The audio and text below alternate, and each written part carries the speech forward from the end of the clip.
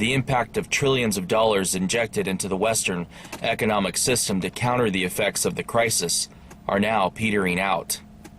These funds had the effect of slowing down the crisis for a number of months, but exploding deficits and the resultant economic debt bubble will now begin to drag the nation-states themselves into the crisis.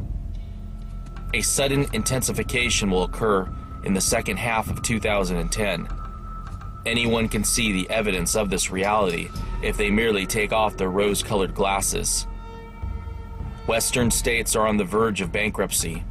Western economies are plagued by growth and unemployment, while millions of people will lose social benefits this year. Workers face continued falling wages and further reductions in public services. The world is facing the disintegration of the current global governance system.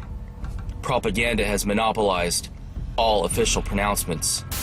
The U.S. budget begins to spin out of control. The American government gives lip service to the freezing of a small percentage of spending. The same story is repeating itself across the globe. The cause of the current financial crisis is no mystery. It was created by the simple fact that the world accumulated far too much debt over the last 40 years and used it to buy or build assets whose values can no longer support the debt system. Accumulation stimulated demand and economic growth and asset-based wealth to unsustainable levels. The global deleveraging which is now occurring will surely drive asset values under these standards far lower.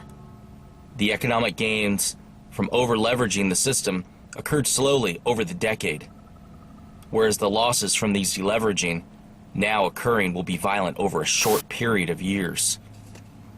The authorities seek back from the market and participants while prescribing a new government debt bubble as a solution to the global insolvency crisis. The foolishness of this strategy is obvious. What has escaped the minds of most observers is that the leaders of the world are not pursuing this course with reckless abandon.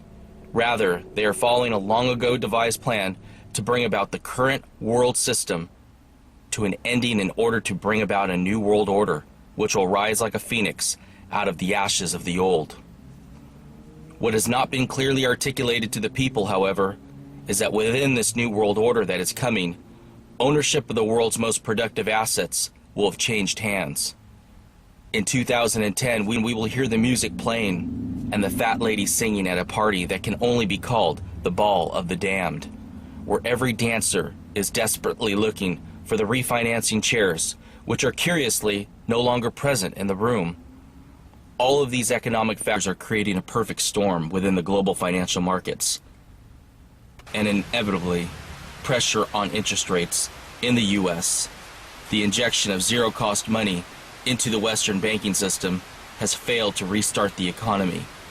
Despite zero-cost money, the system has stalled.